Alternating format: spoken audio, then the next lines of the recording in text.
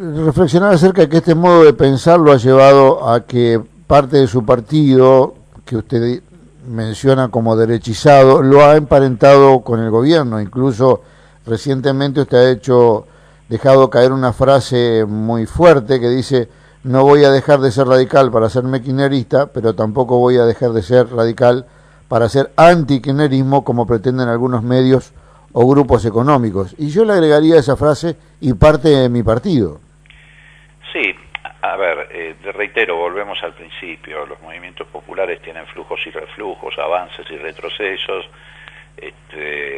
También le ha tocado al peronismo tener que prestar, digamos así, su historia y su estructura para sostener modelos que en esencia contrarían su origen, ¿no? Bueno, ni que hablar como ejemplo de esto, de lo que sucedió en la década del 90 con el menemismo. Bueno, a ver, yo no absuelvo posiciones, me parece absurdo, digo, sobre todo cuando las críticas provienen de quienes en muchos casos se han pasado estos últimos años saltando de partido en partido, de frentes electorales a frentes electorales, incluso algunos vinculados al propio gobierno, no hace mucho tiempo atrás. No tengo por qué, digamos, absolver posiciones en esta materia, o menos de aquellos que quebraron al radicalismo haciéndole el juego a los sectores de derecha simplemente para atender sus vanidades personales. Y bueno, en muchos casos terminaron sin representar nada, como es el caso de López Murphy. Así que yo no tengo por qué estar absolviendo posiciones en esa materia. Tengo una trayectoria de 50 años. Lo que sí he intentado, digo que lo he intentado porque no me siento con el monopolio de la coherencia, es precisamente mantener coherencia. ¿Y coherencia con qué?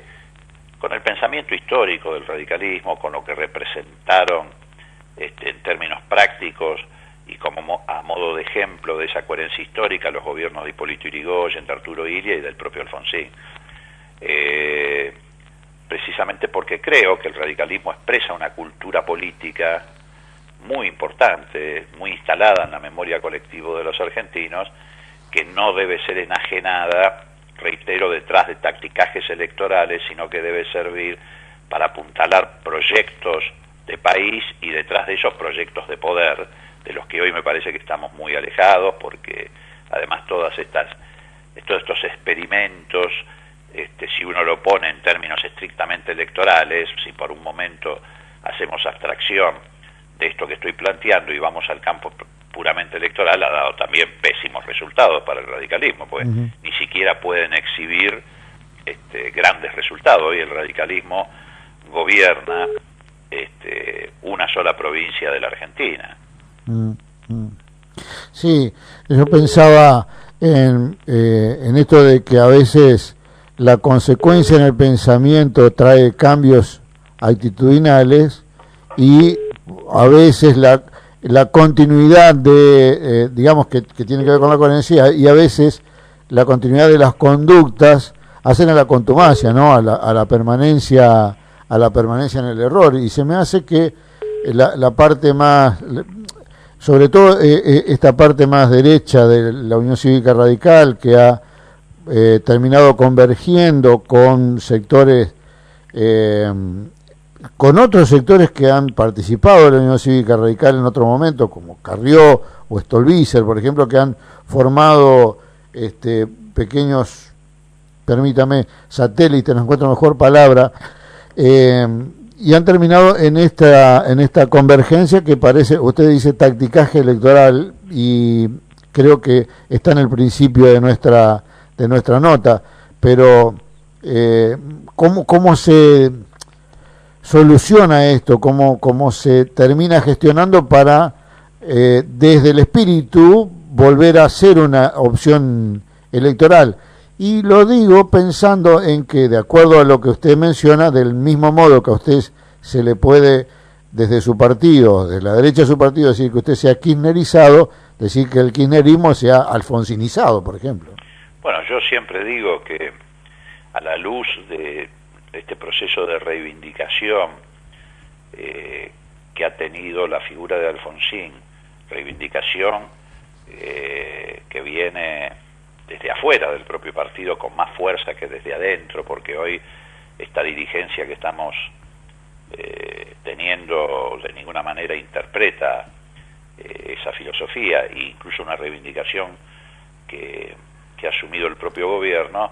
Lo digo un poco en tono de broma, pero no tanto, implica que sí, efectivamente, nosotros también estamos colonizando el kirchnerismo.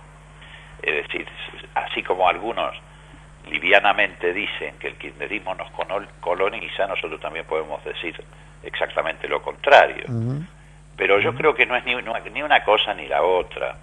Lo que creo es que la experiencia histórica es la que va despejando el camino, y nadie puede dudar que los procesos de orientación popular que hemos tenido porque estos 30 años no han pasado en vano.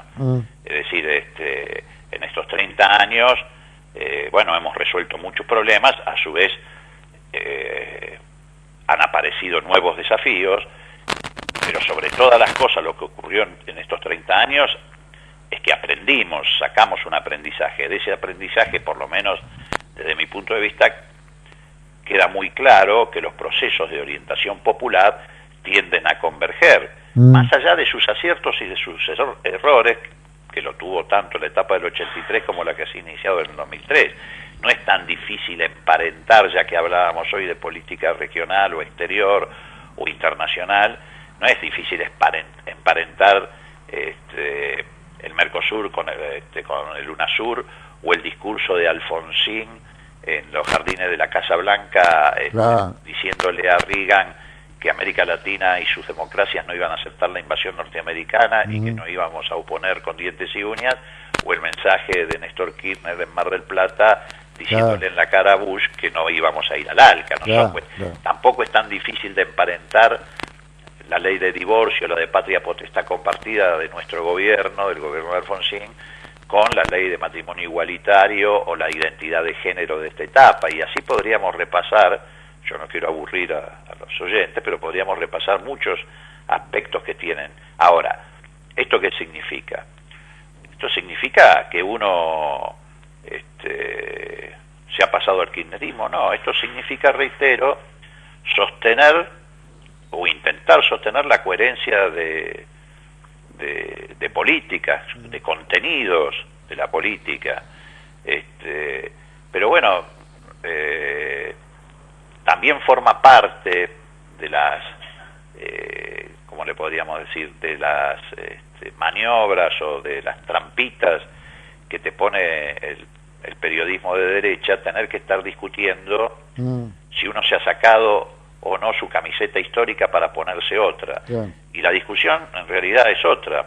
Precisamente porque yo no me he sacado mi camiseta histórica, es que hoy estoy en una actitud de franca disidencia frente a lo que está ocurriendo en la última década con el radicalismo, y además tengo la convicción, voy más allá, tengo la convicción de que si el alfonsinismo no es el radicalismo del siglo XXI, el radicalismo está en peligro de extinción.